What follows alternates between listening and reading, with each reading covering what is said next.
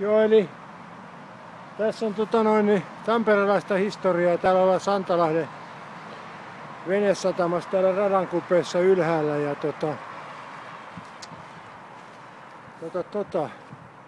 tultiin radan reunaa ja täällä on sitten tämmönen tunneli, mikä on puoliksi hiekan alla.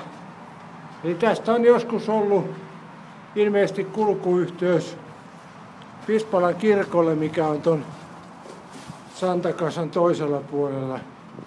Toki siihen vieläkin pääsee, mutta aika matalahan tää on.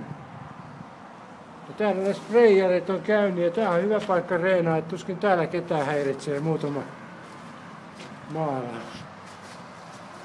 Joo, tämmöistä kaikki tämmöisen hienoa kevätpäivänä löytää, kun jaksaa vähän fillari lähteä pikkasen päätieltä sivuun.